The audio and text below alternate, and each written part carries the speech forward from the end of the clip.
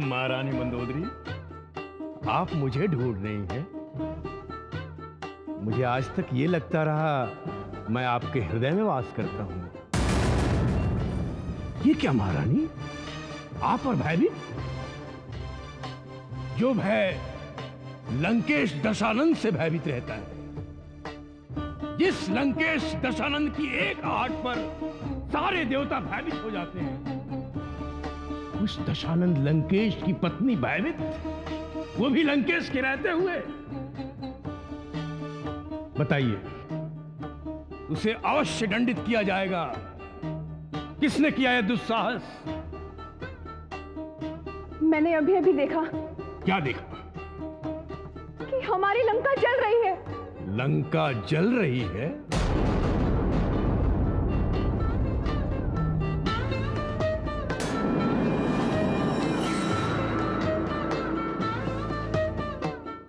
आपको भ्रम हुआ है महारानी। भ्रम नहीं महाराज, जागते हुए खुली आंखों के सामने जलती हुई लंका को देखा और मैं भयभीत हो गई। और मुझे भयभीत करने के लिए यहां आ गई। महारानी मंदोदरी, मैं ये जान गया हूं कि आप किस उद्देश्य से यहां आई हैं। लंका का जलना अशुभ है, और जब से सीता यहां आई है, ऐसे अशुभ समाचार मिलते जा रहे हैं। सीता को राम के पास वापस भेज दी, यही ना? सत्य में। महारानी मंदोदरी, आप भली भांति जानती हैं कि 9 ग्रह लंकेश के अधीन है। तो क्या लंकेश ऐसी शुभ अशुभ बातों में विश्वास करेगा? लंकेश जो करता है वही शुभ है। लंकेश के लिए जो शुभ है, दूसरों के लिए अशुभ है। सीता को कभी वापस नहीं भेजूंगा।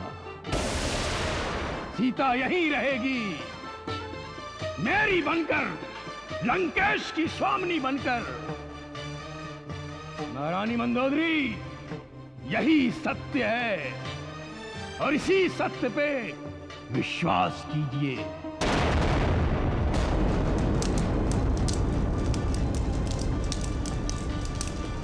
लंकेश, लंका जल रही है?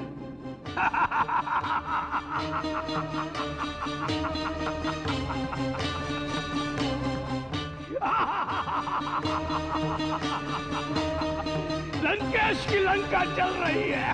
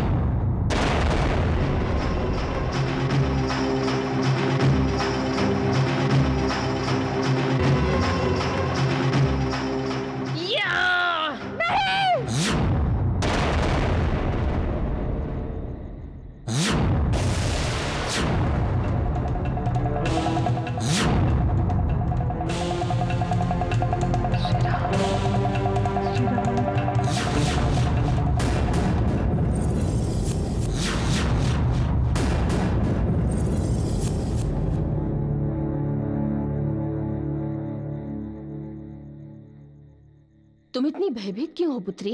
माँ त्रिजटा, मुझे बड़े भयानक भयानक दृश्य दिखाई दे रहे हैं।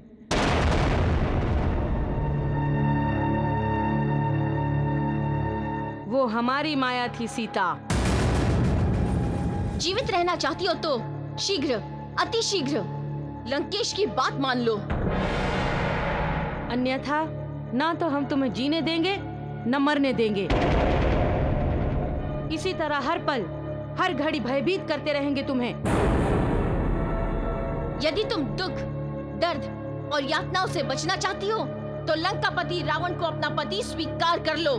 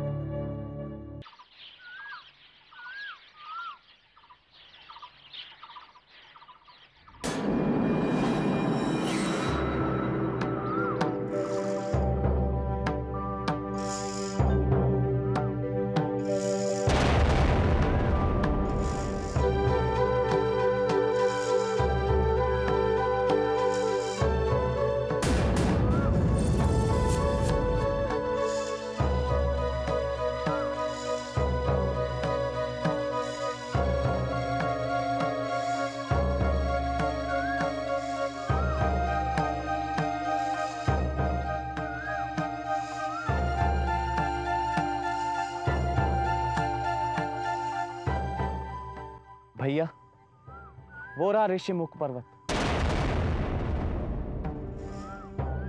हमें पर्वत की चोटी तक पहुंचना है लक्ष्मण।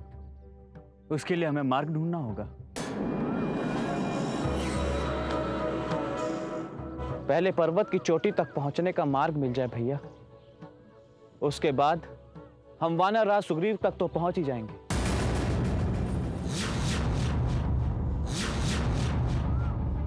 चलिए भैया, उत्तर दिशा से चलते हैं। अब हमारे शत्रु का मर्दन करने का समय आ गया है।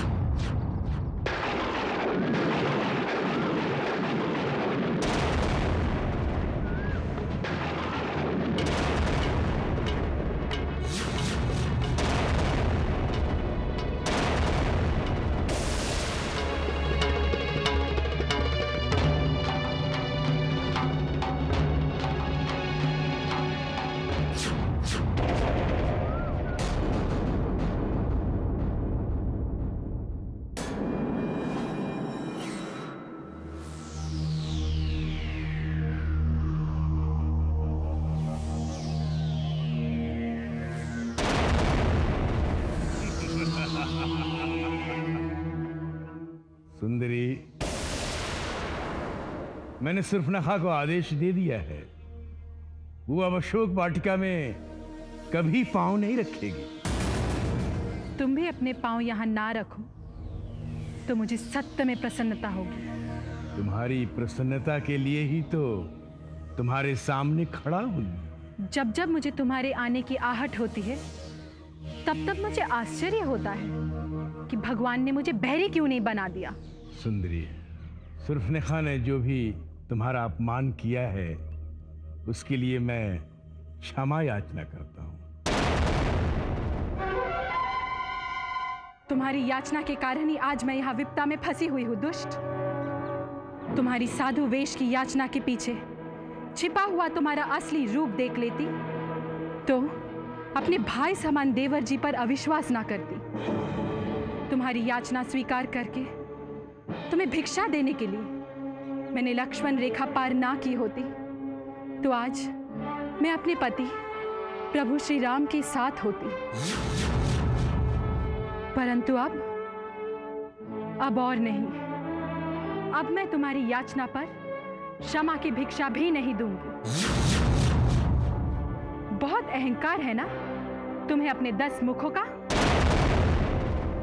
जब मेरे पति प्रभु श्री राम तुम्हारे सामने होंगे और अपने बाण से तुम्हारे 10 मुखों को धड़ से अलग कर देंगे।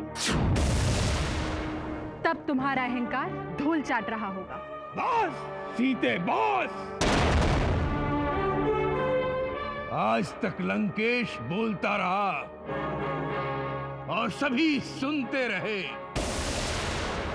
लंकेश आज्ञा देता रहा और सभी आज्ञा का पालन करते रहे। परंतु आज तुम बोलती जा रही हो और लंकेश सुनता जा रहा है। वाह सीते, वाह। तुम्हारा ये साहस ही मुझे तुम्हारी तरफ अधिकाधिक आकृष्ट करता है। तुम जब जब मेरा अपमान करती हो तब तब तुम्हें अपना बनाने की इच्छा मेरे मन में और प्रबल होती जाती है। तुम्हारा ये आवेश ही मुझे मोहित करता है सीते। आज तक लंकेश का विरोध जिसने भी किया, लंकेश ने उसे मिट्टी में मिला दिया। लंकेश की बराबरी कोई नहीं कर सकता। लंकेश अजय है, अमर है। लंकेश ऋषि पुत्र है, ज्ञानी है, विद्वान है, संगीतज्ञ है, महादेव का भक्त है और सौंदर्य का पुजारी है। इसीलिए लंकेश तुम्हें कुछ नहीं कहेगा, किंतु तुम्हारी घृणा को प्रेम में बदलकर तुम्हें अपनी पलकों पर बिठाकर इस त्रिभुवन पर राज करेगा तुम्हारे साथ। दुष्ट, पापी। मेरे पति के धनुष की एक टंकार ही तुम्हारे बल, सामर्थ्य और पराक्रम की गर्दन झुका देगी। अपने आप को अमर समझने वाले अनाचारी, मेरे पति के हाथों तुम्हारी मृत्यु अटल है।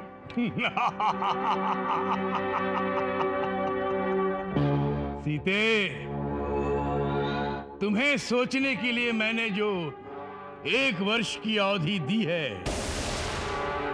उसमें से 1 मास बीत गया। अब केवल 11 मास बचे हैं।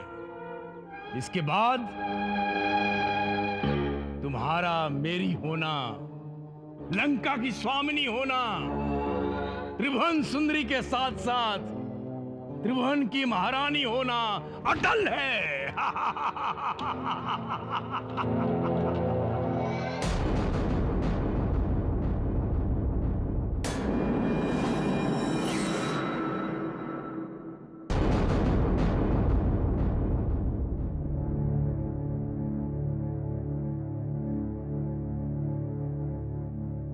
प्रणाम भाभिश्री।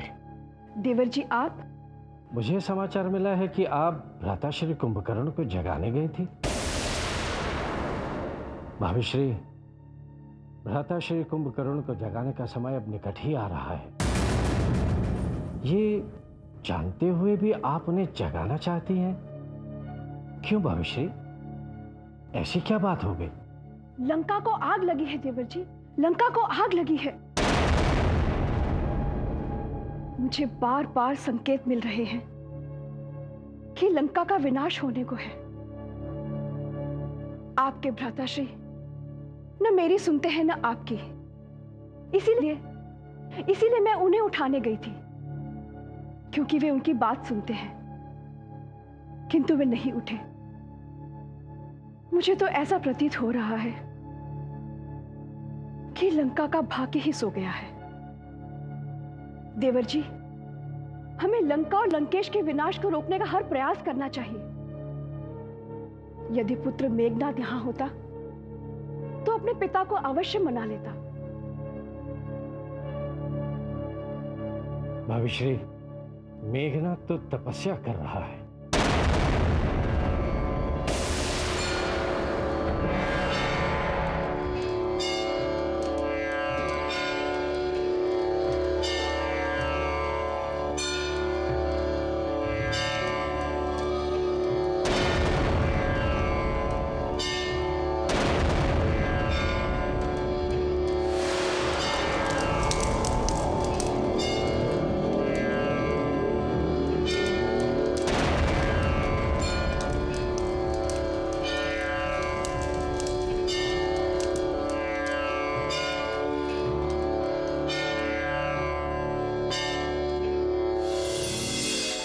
मेघनाद।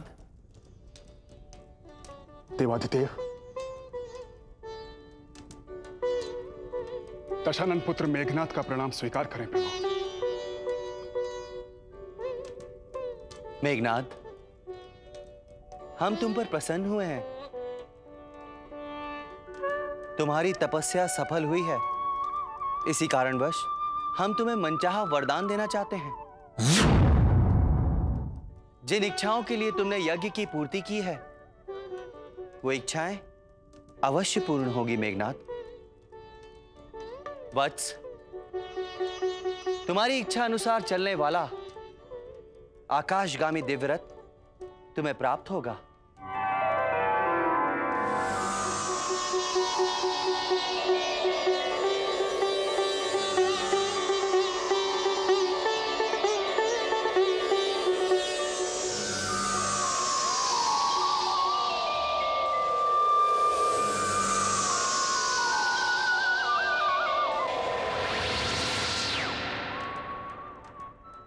मेघनाद, तामसी नाम की माया उत्पन्न होगी, जिसके द्वारा तुम अंधकार का निर्माण भी कर सकोगे।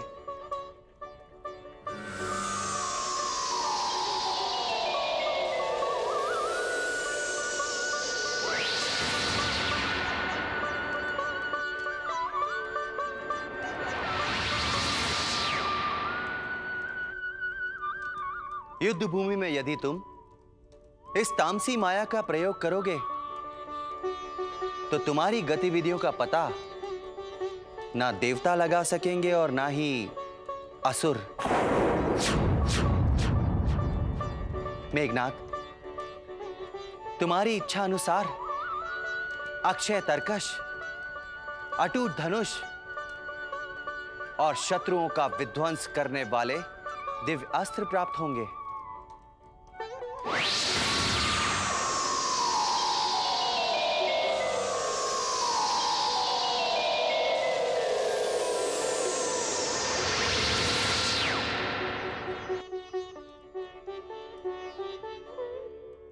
तुम्हारा कल्याण हो वत्स।